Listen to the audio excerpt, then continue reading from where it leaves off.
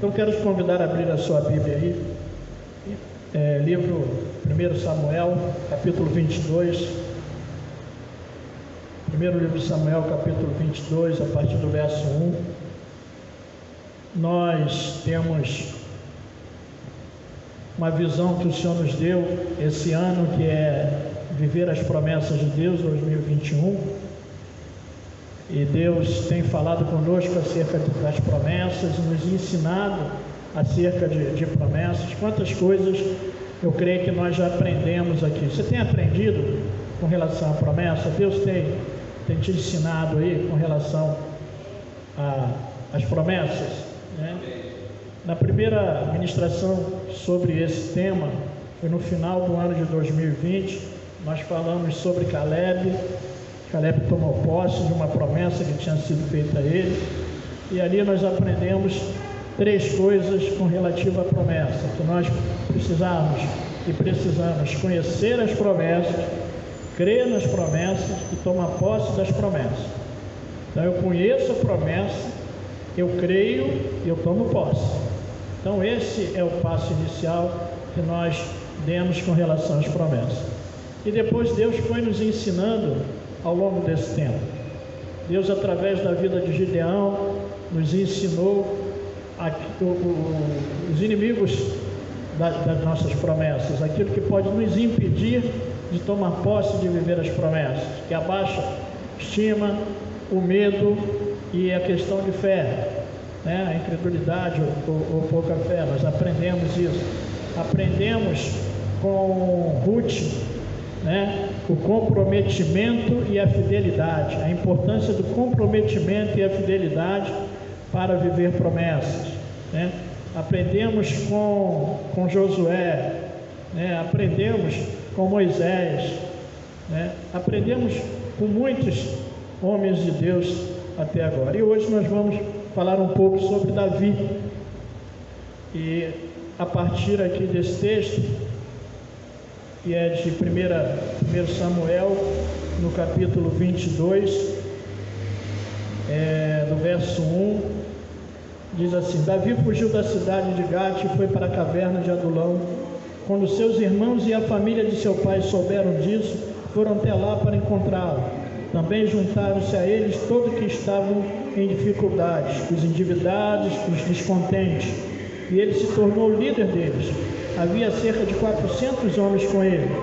De lá Davi foi para Mispá, em Moabe, e disse ao rei de Moabe: posso deixar meu pai e minha mãe virem para cá e ficarem contigo, até que eu saiba o que Deus fará comigo? E assim ele os deixou com o rei de Moabe, e eles ficaram lá enquanto Davi permaneceu na fortaleza. Contudo, o profeta Gade disse a Davi: não fique na fortaleza, vá para Judá. Então Davi foi para a floresta de Heres. Então, como nós vemos aqui, Davi, ele estava numa caverna, e a ida de Davi para essa caverna, o motivo dele parar nesse lugar, é que ele estava fugindo do rei Saul. Saul foi o primeiro rei de Israel, Davi foi o segundo rei. E nesse período aqui, Davi estava fugindo de Saul, que queria matá-lo. Então esse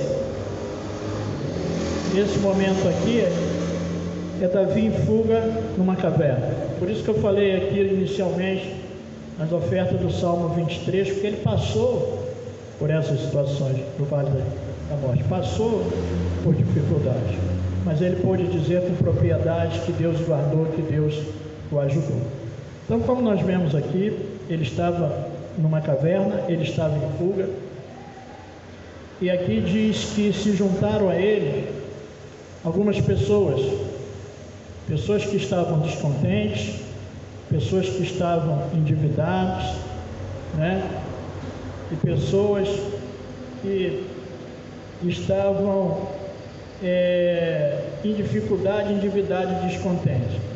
Então, interessante, porque Davi não estava vivendo um momento bom, estava num momento crítico, num momento de adversidade. E nesse momento que você está, no momento de dificuldade, no momento de adversidade, tudo que você quer é estar com pessoas que estejam numa condição melhor do que a sua, e não pessoas que estejam em condições semelhantes a você, né? Ou até em condições piores que você. Então, se Davi, que estava numa situação ruim, se juntaram a eles pessoas que estavam com dificuldade. E entre essas pessoas, os seus familiares, aqui diz os seus irmãos, seu pai e a sua mãe.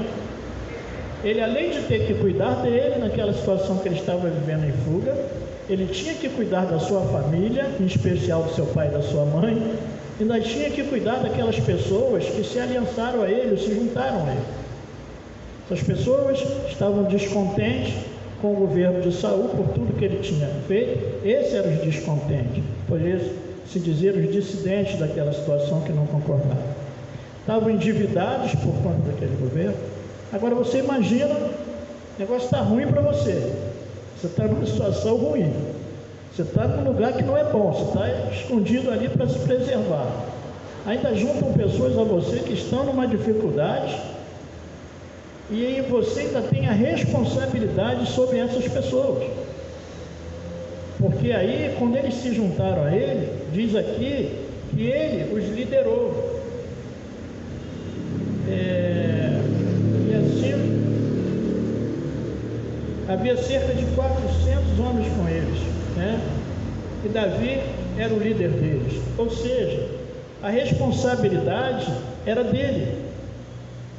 Porque como líder, a responsabilidade de zelar, de cuidar, era dele. E ele assumiu essa responsabilidade e cuidou.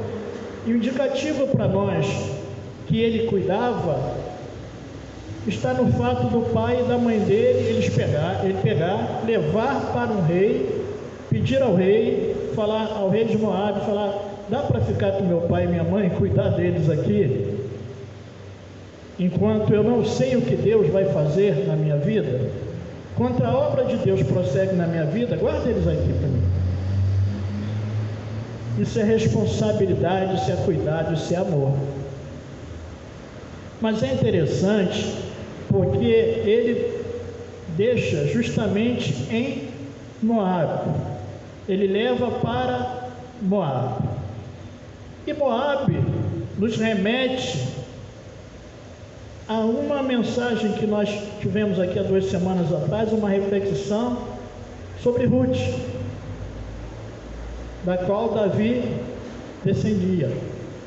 Então Ruth veio de Moabe, tinha uma raiz familiar lá, tinha uma raiz naquela terra, né? E é tão interessante porque se Ruth sai de Moabe e vai para Belém para ser cuidada, né? Chega o tempo que Davi, um descendente dela, né, juntamente com o pai e a mãe, descendente dela, vem e é cuidado em Moabe. Que coisa maravilhosa, que coisa fantástica isso, né? É voltar no lugar de origem para ser cuidado. E aí a gente vê esse momento, essa condição que Davi está vivendo aqui. Só que para nós entendermos, até chegar aqui, nós temos que voltar um pouco na história, para entender um pouco a história de Davi. Então lá no capítulo 16 desse livro, de 1 Samuel, nós vamos ver o chamado de Deus para Davi. Deus havia rejeitado Saul como rei. Samuel falou com ele 2 vezes a esse respeito. A gente encontra isso lá no capítulo 13 desse livro e no capítulo 15 também, as 2 rejeições, 2 momentos de rejeição de Deus a Saul. Na primeira, né, Deus fala com ele lá para que ele mate lá, sacrifique todo um povo dos amalequitas, e aí ele não obedece a Deus e poupa algumas coisas lá, poupa o rei, poupa ovelha, poupa gado. Não foi isso que Deus havia dito. Deus falou para destruir tudo, e aí ele não destrói. Ainda diz para Samuel que ele trouxe melhor para Deus. Não era, a orientação não era essa, era para destruir.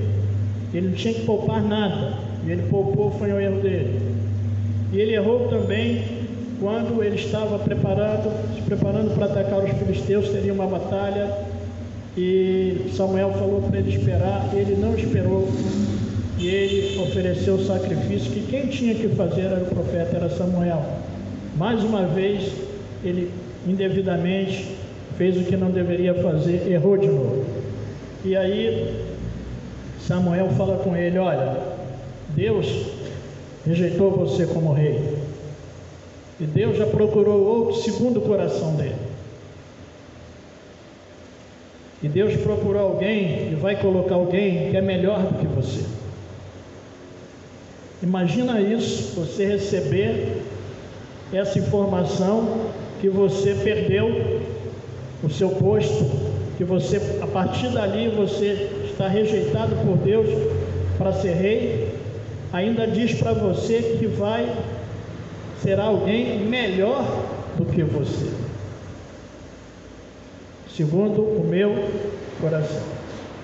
E aí Samuel vai lá na casa de Davi, casa de Jessé, pai de Davi, e Deus fala com Samuel: ó, lá da casa de Jessé eu já escolhi um rei, você vai lá, unge, porque esse é o que vai ser o substituto de Saul. Interessante que Samuel, com medo de Saul, falou para Deus: olha só, mas e se Saul descobrir? Se Saul ficar sabendo que eu vou fazer isso, ele vai projetar até me matar. Ele falou: não, você vai lá e diz que foi sacrificar e deixa o resto comigo. E ele foi lá na casa de Jessé e falou com Jessé, e Jessé pegou os filhos, a começar pelo primogênito lá, e começou a apresentar a Samuel, apresentou o primeiro, e Deus falou para Samuel: ó, não é esse aí não, é esse aí não. O segundo, o terceiro, ele falou não, e apresentou todos, ele falou: não é nenhum desses que eu escolhi. É interessante que Samuel ainda olha para um que tinha aquele porte, aí falou assim: certamente é esse aí. Em comparação até com Saul, que diz que Saul era o mais alto de todos eles lá, que Saul era alto, tinha um porte, e o mais alto batia no ombro dele, então ele tinha uma estatura, E Deus falou para ele: ó, esse aí não, eu não vejo como o homem vê. O homem vê a aparência, eu vejo o coração. E aí Samuel pergunta a Jessé: acabou os filhos? Poxa, ele falou que ia dar aqui um rei, não é nenhum desses, como é que é isso? E aí Jessé falou: não, tem um aí, tem um caçula que está cuidando das ovelhas no campo. Aí Samuel falou: então faz o seguinte, manda chamar ele, nós não vamos sentar à mesa enquanto ele não chegar. E aí quando Davi chega, e Deus fala para Samuel: ó, é esse aí, é esse menino aí que eu escolhi para ser o próximo rei de Israel. E aí Samuel unge Davi naquele contexto familiar ali.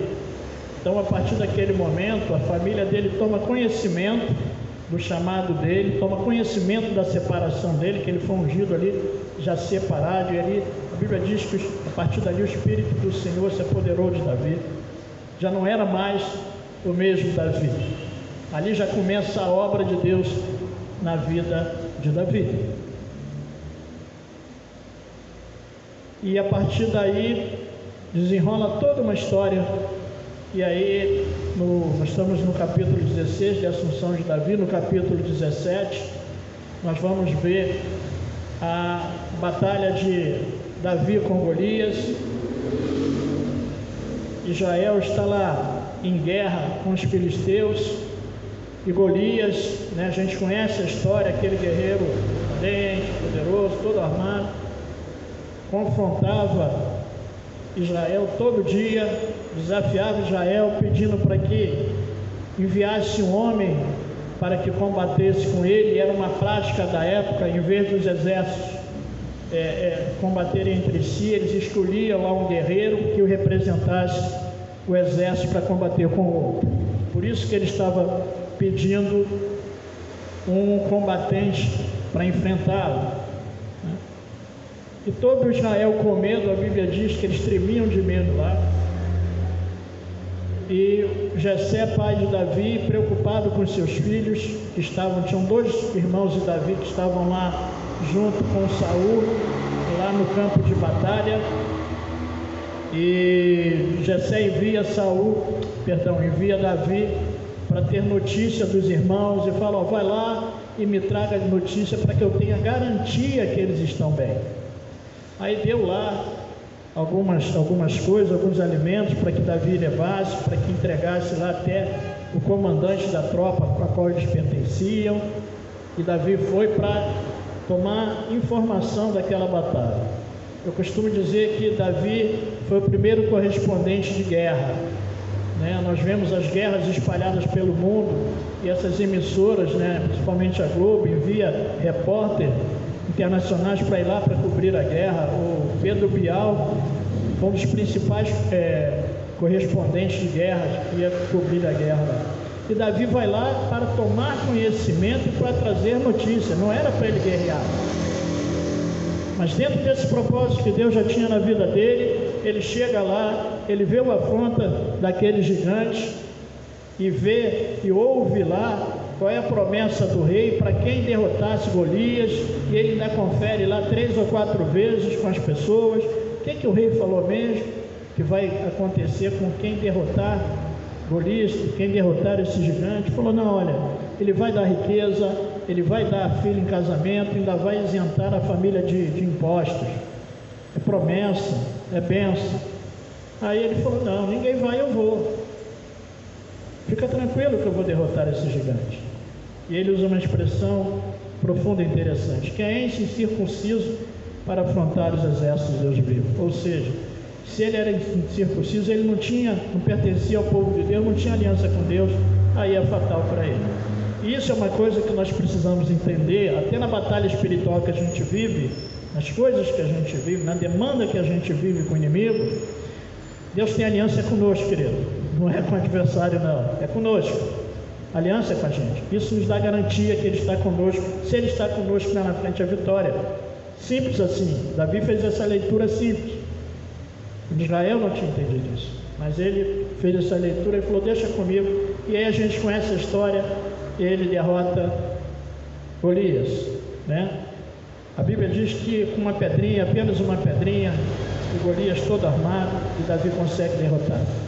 No que Davi consegue derrotar Golias e corta a cabeça, né? É interessante que Davi traz a cabeça de Golias na mão, e o povo ficou maravilhado com Davi.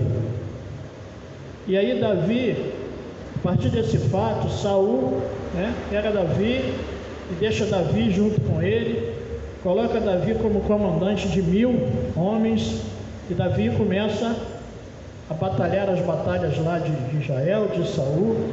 E é nesse contexto que Jonatas, filho de Saul, faz uma aliança com Davi. Só que as mulheres, lá o povo, começou a fazer a fama de Davi.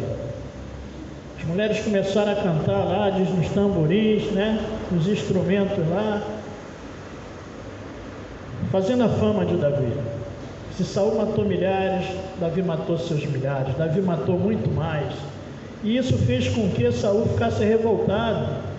Saul falou: poxa, se estão dizendo que ele fez mais do que eu, estão exaltando mais que eu, o que falta para ele? Só falta ele sentar no meu lugar, só falta o trono. Só que ele já sabia que ele já tinha perdido, então ali estava claro que era Davi. E Jonatas tem consciência disso quando faz uma declaração para Davi, falando: ó, você vai assumir o reino e eu vou ser o segundo no lugar. Mas na lei sucessória, quem seria era Jonatas. Nós até aprendemos a isso lá no nosso estudo sobre aliança, na escola bíblica, né? Que Deus não age na ilegalidade. Se Davi não era descendência ali, ele não poderia assumir, então Deus ajuda na ilegalidade? Não, é porque foi feita uma aliança entre Jonatas e Davi, nós aprendemos isso. Então legalmente estava tudo certo. E aí, essa ira acende, Saul, de imediato lá na revolta dele, ele pega uma lança, tenta cravar Davi lá numa parede e começa essa perseguição, a inveja, a perseguição, e aí ele quer matar Davi. E o que Davi faz? Davi foge dele, é obrigado a fugir. E é interessante porque aí ele persegue Davi mesmo, vira fixação, ele não descansava, porque a pretensão dele era aquela, o objetivo dele passou a ser ali. Ele só teve um momento, pelo menos até nesse contexto que nós estamos aqui, que ele para de perseguir Davi, é que quando Davi já estava cercado numa cidade e ele já estava próximo, ele falou, agora não tem jeito. Ele entrou numa cidade que tem portões, que tem portas, ele está ali dentro, cerca tudo e agora não tem para onde ele sair. Só que aí, por providência divina, os filisteus atacaram. Aí avisaram a ele, Saul, ó, os filisteus estão atacando lá. Ou você defende o povo ou pega Davi. Ele falou, não dá, vamos defender, depois eu volto nele, né? Então, o livramento de Deus para a vida de Davi, quando ele já estava cercado, lógico, mesmo se o filisteu não atacasse lá, pela promessa que tinha, ele não ia conseguir pegar. Agora é interessante, porque todo esse processo que Davi vive é um processo de preparação para chegar no reino e um processo de transformação para a vida de Davi. Enquanto Saul não conseguiu colocar a mão, chegar próximo de Davi para matá-lo, Davi chegou 2 vezes próximo a ele e podia matá-lo. Uma vez ele entra numa caverna e Davi está com os homens lá no fundo da caverna, ele entra na caverna, né? E um dos guerreiros de Davi fala para Davi, é hoje. Como diz a música da menina, é hoje, é hoje, é hoje. Hoje é o dia, Deus deu na mão. Aí Davi, não pode tocar no ungido do Senhor. Davi vai lá, simplesmente corta um pedaço da roupa dele, do manto dele, e tira, e depois na distância fala para Saul, ó, está aqui, ó, você estava na minha mão, mas eu não toquei em você, nem vou tocar, eu não me rebelei contra você, não fiz nada contra você, eu sou inocente. Mas aí a perseguição continuou. É interessante que Saul chora, meu filho, você me ama, você é fiel, mas segue o jogo. E aí depois, em outro momento, eles estão no acampamento, né, nessa perseguição, e Davi fala, não, vou lá no acampamento, mas vamos lá de novo. Aí entra no acampamento, eles estão dormindo, Davi vai lá junto a Saul, pega, né, a lança de Saul lá e pega um jarro de água e leva. Ninguém viu. Depois ele à distância, ele pega, fala aqui, ó. Ainda tinha um guerreiro de Davi que ainda falou para Davi, quando pegou lá, falou assim, olha só, pô, deu na sua mão, deixa eu só encravar assim a lança, eu vou encravar ele aqui. Ele falou, não, que é isso? Não vai fazer isso. Não se toca no ungido do Senhor. Porque mesmo no erro, ele era ungido do Senhor. E aí ele poupa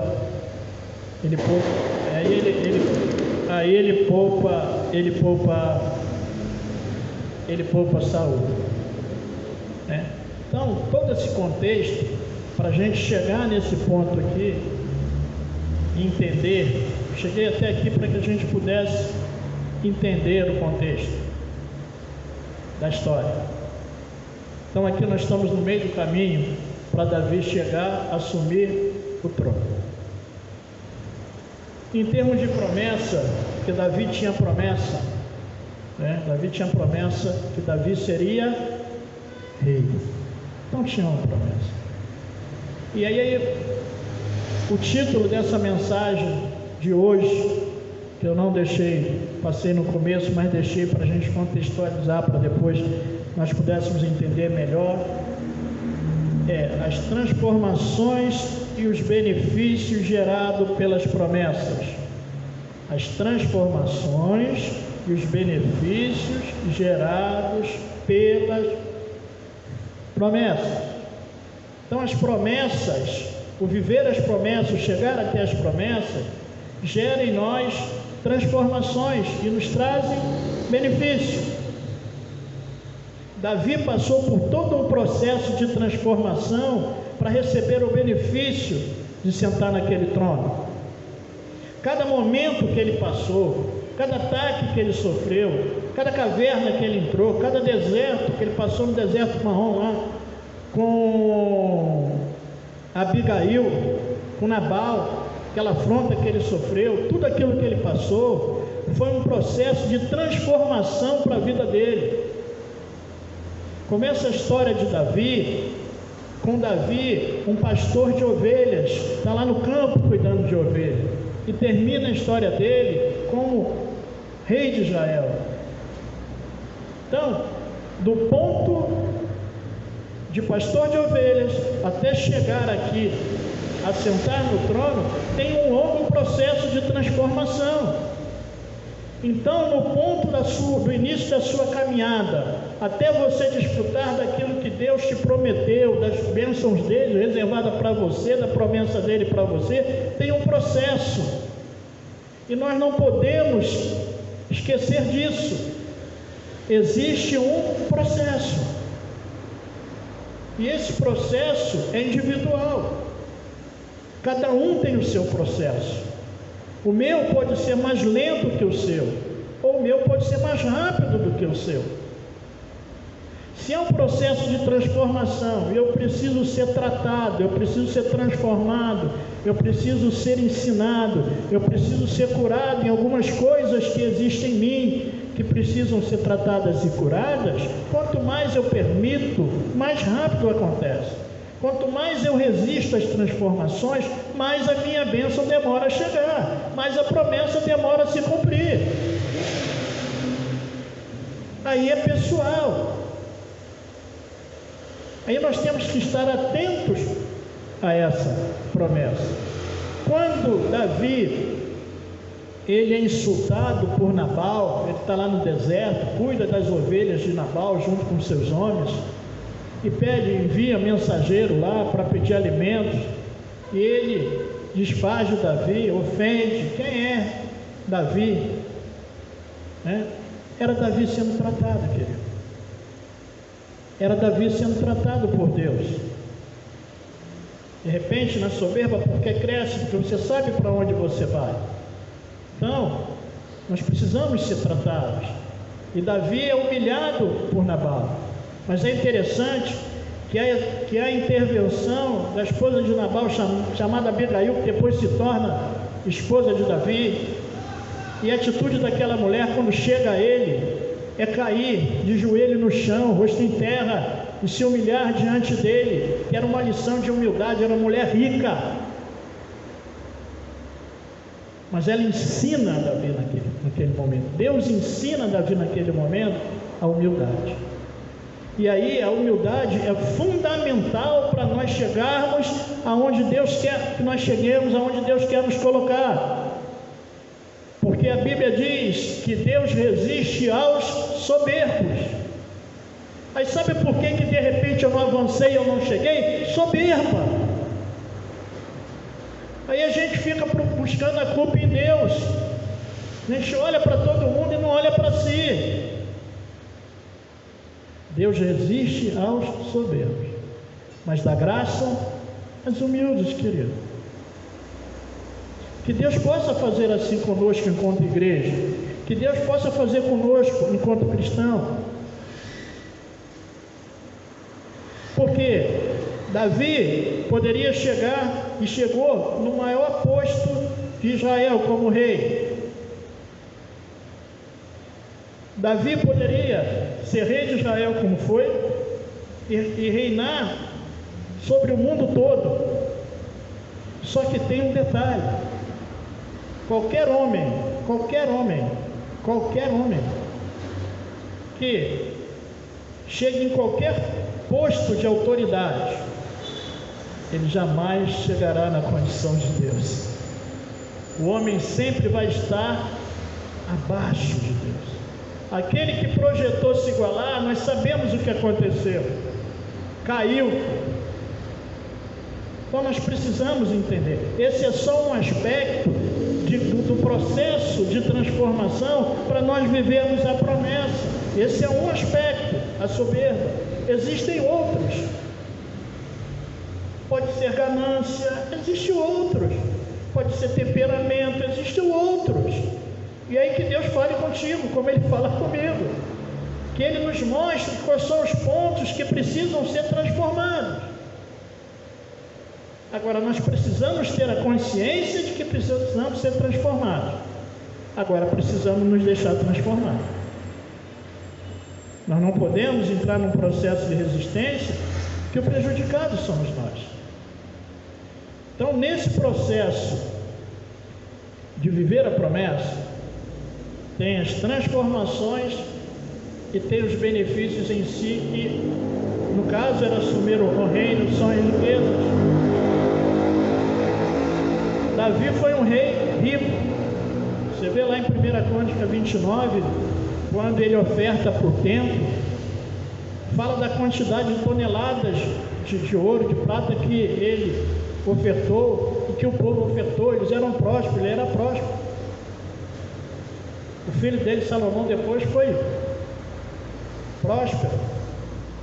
Ele era próspero financeiramente falando. Então, a prosperidade material, ela faz parte da promessa.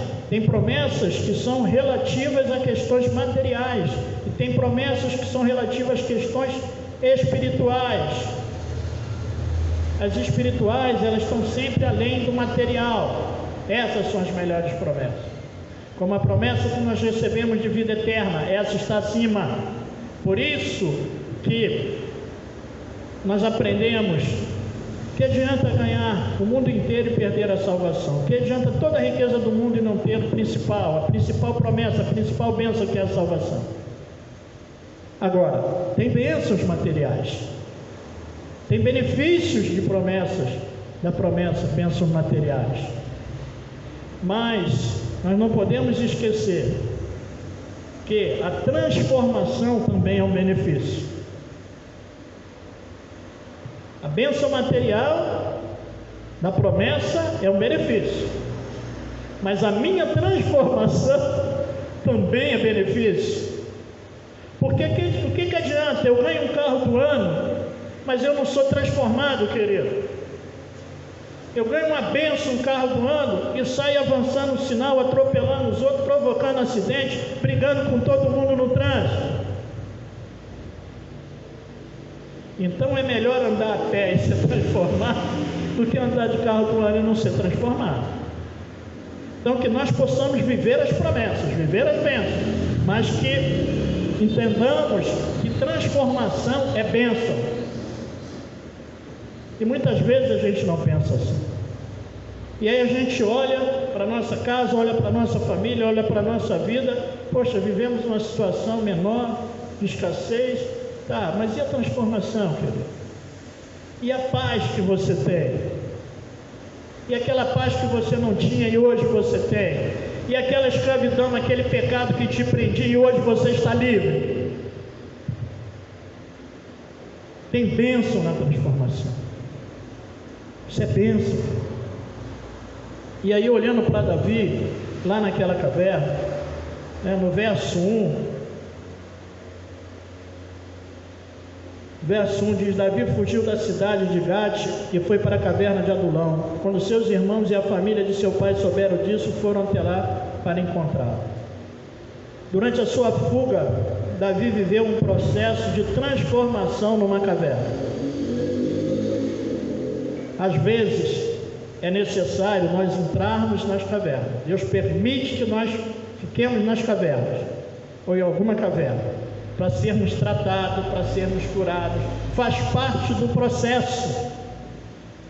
A caverna faz parte do processo na nossa vida. Nós estamos enfrentando uma pandemia.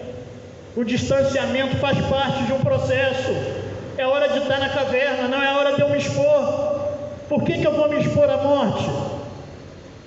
Aí eu avalio, dentro de um índice, já morreram 300 mil pessoas. Dentro de um universo de 200 milhões de brasileiros, é pouco. Mas em termos de vida é muito, querido.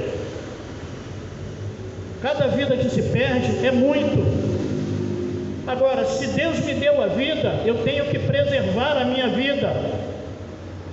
Se as pessoas não pensam assim, cada um é responsável por si. Aqui não vai acusação com relação a ninguém. Mas se a ordem é para ficar na caverna, fique na caverna. Por que eu vou sair? Se a perseguição era tamanha e para preservar ele tinha que estar ali, foi um lugar de refúgio, uma fortaleza. E para manter em segurança, com responsabilidade, ele ainda vai a um rei que podia resistir a Saul e fala: ó, fica com meu pai e com minha mãe, guarda aí, que eles são preciosos, querido. Eles são preciosos. As pessoas são preciosas, querido. O bem maior que nós temos são as pessoas, querido. As pessoas são os bem mais preciosos que nós temos. E ele, com todo cuidado, fala para o rei: ó, guarda aí minha mãe e meu pai. Meus irmãos ficam lá porque eles são guerreiros. Tem uns lá que eram do exército. Aquele povo eu vou preparar para ser guerreiro junto comigo, para avançar nessa empreitada aí até o reino. Mas guarda lá. Então o tempo da caverna é necessário. E às vezes a gente não quer ficar na caverna. Aí Elias, usado por Deus contra 850 profetas, ora o Senhor, fogo do céu, mata aqueles homens, e depois ele é ameaçado por uma mulher, Jezabel. E aí o que acontece? Ele vai parar numa caverna, em depressão. Mas era necessário ele passar ali, porque tinha coisa para ser tratada na vida dele. Porque ali era o homem Elias. É um homem de Deus, usado por Deus, mas tinha um ser humano Elias ali. Então muitas vezes Deus vai permitir, porque nós não podemos negar a nossa humanidade, não podemos esquecer da nossa identidade, quem nós somos. Nós somos filhos de Deus, amém? Servo do Senhor, amém? Essa é a nossa identidade, mas somos humanos e não podemos negar a nossa humanidade. E aí Deus às vezes permite algumas coisas para que você entenda que você é humano. Deixa eu chegar a 19 para você ver se você não é humano. Deixa doer tudo para ver se você não é humano. Deixa eu sentar naquela cadeira na pressão e a dor não passa. E agora, doutor? Mas aí você sabe que você é humano, mas tem alguém que cuida de você, que respeita a sua humanidade. Amém? Então a caverna é importante para a nossa vida. No verso 2, também juntaram-se a ele todos que estavam em dificuldades, os endividados, descontentes, e ele se tornou líder deles. Havia cerca de 400 homens com ele. Às vezes, em meio ao processo, Deus coloca pessoas junto de nós para nos usar. Aí você está mal. Aí naquele dia que você está mal, aí alguém te liga: ora por mim. E você está mal. Ou vem aqui me socorrer, e você está mal. Aí nesse processo, ele às vezes permite que isso aconteça para te usar, por graça dele, querido, por pura graça dele. Você já experimentou isso? Você já viveu isso? Aquele dia que você está mal e alguém te pede socorro? E é interessante, porque a pessoa que está do outro lado, que te liga, não tem nem noção de como você está. Não tem noção do que está acontecendo do outro lado. que você também está numa situação difícil, mas Deus permite, querido, Deus permite para te usar, para me usar, para abençoar. Ele estava mal, chegaram pessoas lá que estavam numa situação difícil, que ele estava numa situação difícil, o texto nos mostra isso, mas Deus usou a vida dele para cuidar do pai, da mãe, para cuidar dos irmãos e para cuidar daquelas 400 pessoas que estavam com ele naquele processo lá. No verso 3, de lá Davi foi para Mispa em Moabe, e disse ao rei de Moabe: posso deixar meu pai e minha mãe ficarem aqui contigo até que eu saiba o que Deus fará comigo? Davi teve que viver o processo, esse processo de transformação, e durante o processo nós vamos ser chamados para cuidar de pessoas, usados para transformar pessoas, mas para cuidar especificamente de pessoas. Deus pode botar pessoas e vai botar pessoas aos nossos cuidados, não só para usar, para intervir numa emergência, mas para cuidar, como tinha 400 pessoas ao cuidado dele ali. Então Deus pode confiar pessoas aos nossos cuidados. Sempre haverão pessoas aos nossos cuidados. Ao longo da nossa existência humana, sempre haverão pessoas aos nossos cuidados. Você, quando é pai, você, quando é mãe, você cuida do seu filho, tem todo um cuidado. As mães que estão aqui sabem, quando nasce a criança, tem todo um cuidado. E hoje está até mais suave, né, minha irmã? Hoje está mais tranquilo, porque hoje é tudo moderno, até a fralda é descartável. Mas antigamente, né, nós víamos os varais cheios de fralda. Você tinha que lavar, depois tinha que passar, higienizar e guardar, e depois fazer tudo de novo. Hoje está mais tranquilo, mas aí você tinha que cuidar. Sempre nós vamos estar cuidando de pessoas. Aí quando você passa daquela fase de ser cuidado e chega à fase adulta, mesmo assim você já não depende do outro, mas você vai ser cuidado, principalmente pelo pai e pela mãe, porque para o pai e para a mãe, os filhos são eternamente crianças. Meu filhinho, aí vai cuidar, já comeu, né? Como é que está? Vai sair, leva guarda-chuva ou a sombrinha, leva o agasalho. Às vezes está um sol de 40, né? E aí a mãe fala assim, ó, leva o agasalho. Ou então fala, leva a sombrinha, filha. Aí a filha, mãe, a bolsa já está cheia, olha só, não tem nenhuma nuvem aí. Quando a mãe falar, leva, filha. Palavra de mãe não é mole não. O tempo vira de repente e você chega todo molhado. Aí você ouve a mãe falar assim, eu te avisei. Você já viveu isso? Eu te avisei. Então, nós vamos ser cuidados. E aí, nós vamos viver ao cuidado por um determinado tempo, porque Davi foi cuidado pelos seus pais. E aí chega a hora de Davi retribuir esse cuidado aos seus pais. Então, nós vamos sempre estar envolvidos no cuidado. Ora sendo cuidado, ora cuidando. Mas nós temos que cuidar. E Davi foi levantado como rei para fazer diferente de Saul, para cuidar do povo. Cabia a ele cuidar daquele povo, né? E é interessante porque durante o reinado de Saul foi um período de muita guerra, principalmente com os filisteus, uma batalha muito grande. Esse era o povo da guerra ali. Mas Davi depois passou um processo todo de batalhas de guerra.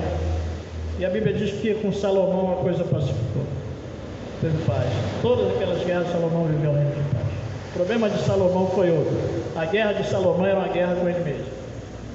Depois ele perdeu uma batalha para cá, não era para o inimigo externo. Isso é outra história que Salomão se desviou. Mas a gente aprende aqui com Davi. Então muitas vezes as pessoas querem os frutos, os benefícios da promessa, mas não quer o processo de transformação para viver a promessa. E aí nós temos que aprender que nós temos que viver esse processo de transformação para que nós possamos viver os benefícios da promessa. Amém? Essa é uma lição que a gente aprende hoje. Essa é uma lição para nós que estamos aqui, para você que está me ouvindo agora em qualquer lugar ao alcance desse vídeo, né? Viva o processo de transformação para que você possa desfrutar das promessas. E é interessante, porque falando em promessa, falando em transformação, eu destaquei aqui alguns homens de Deus que viveram um processo de transformação e viveram a promessa. José passou por um processo de transformação. José foi vendido como escravo. José trabalhou na casa de um homem chamado Potifar, ficou como administrador. Depois, indevidamente, por uma calúnia da mulher de Potifar, foi parar no cárcere. Cuidou do cárcere, administrou do cárcere. Do cárcere ele sai para ser governador do Egito. Ele tinha sido traído pelos seus irmãos. E era necessário ele passar por todo um processo de transformação para chegar ali aonde Deus queria que ele chegasse. E tinha um propósito maior em tudo aquilo, porque era cuidar de todo aquele povo que viveria um período de fome, e José entende isso mais na frente. E como que essa promessa chega a José, que ele seria governador, que ele estaria acima dos seus irmãos, inclusive acima dos seus pais? Através dos sonhos que José teve. Deus deu sonho a José, mostrando aonde ele colocaria José, a promessa para José.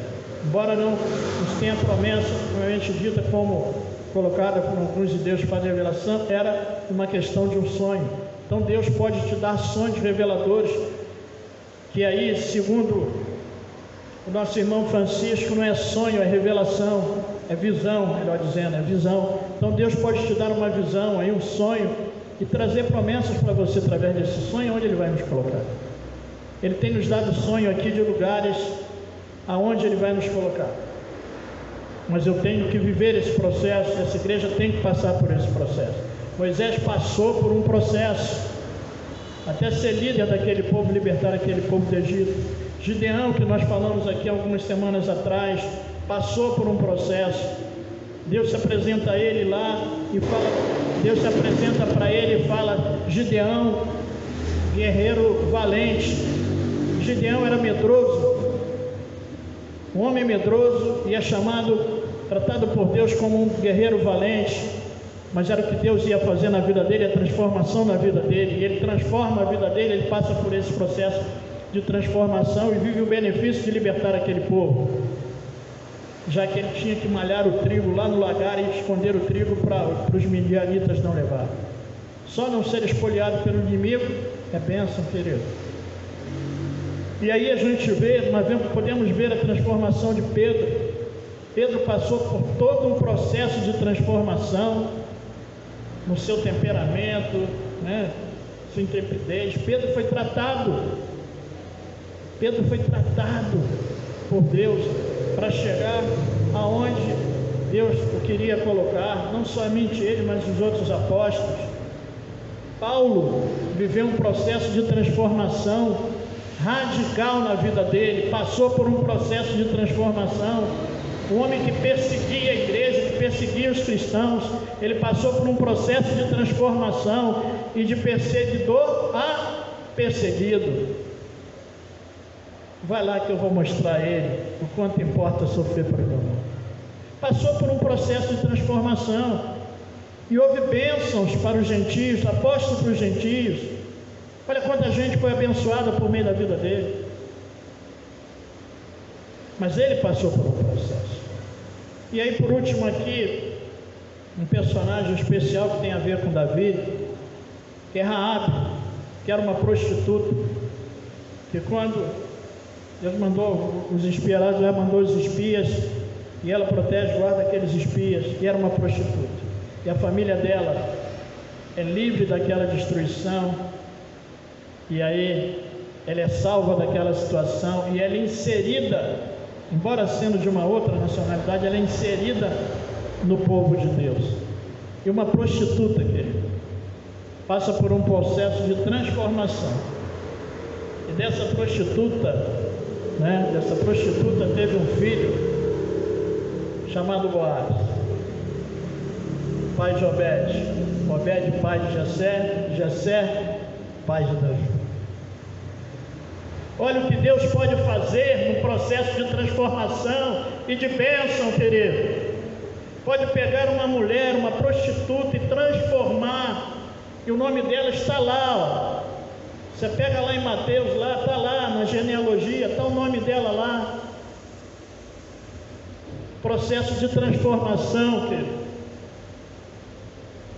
Amém? Agora, para a gente encerrar, 1 Crônicas, capítulo 17.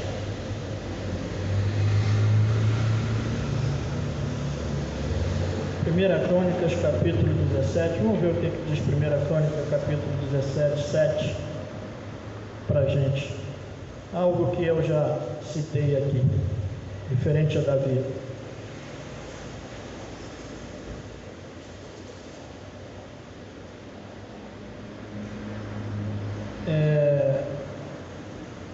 Primeira Crônica 17, 7. Achei. É Deus falando com Davi. O rei Davi morava em seu palácio quando certo dia disse ao profeta Natã: aqui estou morando num palácio de cedro, enquanto a arca da aliança do Senhor permanece numa simples tenda. Natã respondeu a Davi: faz o que tiveres em mente, pois Deus está contigo. 17, a partir do verso 1. E naquela mesma noite Deus falou a Natã: vai dizer ao meu servo Davi, assim diz o Senhor, não é você que vai construir uma casa para eu morar. Não tenho morado em nenhuma casa desde o dia em que tirei Israel do Egito, mas foi de uma tenda para outra e de um tabernáculo para outro. Por onde tenho acompanhado todo Israel, alguma vez perguntei a algum líder deles, que mandei pastorear o meu povo, por que você não me construiu um templo de cedro? Agora, pois, diga ao meu servo Davi, assim diz o Senhor dos Exércitos, eu o tirei das pastagens onde você cuidava dos rebanhos para ser o soberano sobre Israel, o meu povo. Eu o tirei das pastagens para te constituir rei soberano sobre o meu povo. Davi passou por um processo de transformação, querido, que Deus o colocou, foi Deus que fez. Então, Davi viveu esse processo de transformação e nós precisamos também viver esse processo. Eu te peguei, você era um simples pastor e eu fiz de você rei sobre Israel, soberano sobre o meu povo. E aí, daquele processo que nós vimos lá da caverna de Adulão, daqueles homens que se juntaram a Davi, que se agregaram a Davi, né? Eles seguiram com Davi. Eles também passaram por um processo de transformação. Davi passou por um processo de crescimento, de um pastor, simples pastor de ovelha, a um rei soberano de Israel. Como ele cresceu? E ele cresceu como pessoa, mas ele cresceu espiritualmente, que chega a um ponto que ele diz assim: poxa, eu moro num palácio, eu não posso deixar Deus naquela situação. Espiritualmente, olha onde se chega nesse cuidado, nessa preocupação com Deus. Ele começou com Deus, estava terminando lá em cima com Deus, nesse compromisso com o coração de Deus. E aí, no 2 Samuel, no verso 23, a partir do verso 8, diz assim: estes são os nomes dos principais guerreiros de Davi. Jabezão, um taquinomita, chefe dos 3 guerreiros principais, numa ocasião, com uma lança, enfrentou 800 homens numa batalha e os matou. Depois dele, Eleazar, filho de Aiote, de Dodô, Ele era um dos 3 principais guerreiros que esteve com Davi quando os filisteus se reuniram em Pas-damim para a batalha. Os israelitas recuaram, mas ele manteve a sua posição e feriu os filisteus até a sua mão ficar dormente e grudada na espada. O Senhor concedeu uma grande vitória a Israel naquele dia, e o exército voltou para onde Eleazar estava, mas somente para saquear os mortos. Depois dele, Samá, filho de Agé, de Ará, e os filisteus reuniram-se em Leí, onde havia uma plantação de lentilha. O exército de Israel fugiu dos filisteus, mas Samá tomou posição no meio da plantação, defendeu e derrotou os filisteus. O Senhor concedeu-lhe uma grande vitória. Durante a colheita, 3 chefes do batalhão dos 30 foram encontrar Davi na caverna de Adulão, enquanto um dos grupos dos filisteus acampava no vale de Refaim. Estando Davi nessa fortaleza, o destacamento filisteu em Belém, Davi expressou a este forte desejo: quem me dera me trouxesse água da cisterna da porta de Belém. Então aqueles 3 atravessaram o acampamento filisteu, tiraram a água da cisterna e a trouxeram a Davi. Mas ele se recusou a beber. Em vez disso, derramou como oferta ao Senhor e disse: o Senhor me livre de beber desta água. Seria como beber o sangue daqueles que arriscaram a vida para trazê-la.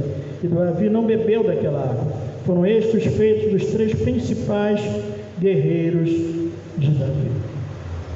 E além deles, ainda tem uma relação extensa que segue desses guerreiros. Então, os homens, daquele contexto dos descontentes, de dificuldades, dos endividados, Deus levanta poderosos guerreiros.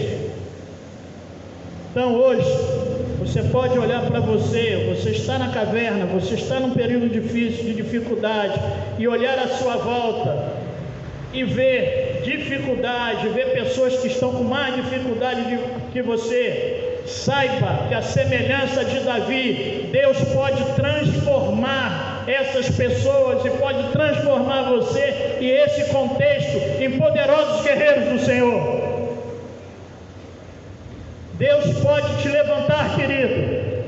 Deus pode levantar aqueles que o mundo não dá importância, que o mundo acha que não tem valor, que o mundo acha que não é capaz, como aconteceu com Neemias. Em dado momento, aqueles opositores disseram que pode fazer esses fracos ou esses poucos judeus, que eles ergueram o muro. Então, olha para as circunstâncias, olha para as adversidades, mas olha para Deus, para aquilo que Ele pode fazer, aquilo que Ele pode te transformar. Ele pode fazer com que na sua jornada, na sua caminhada, Ele venha te levantar.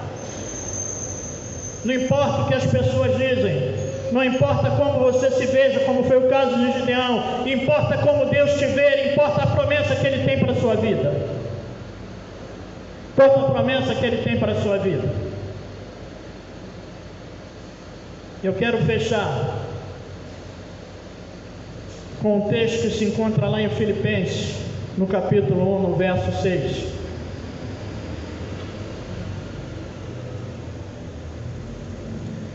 Filipenses, capítulo 1, no verso 6.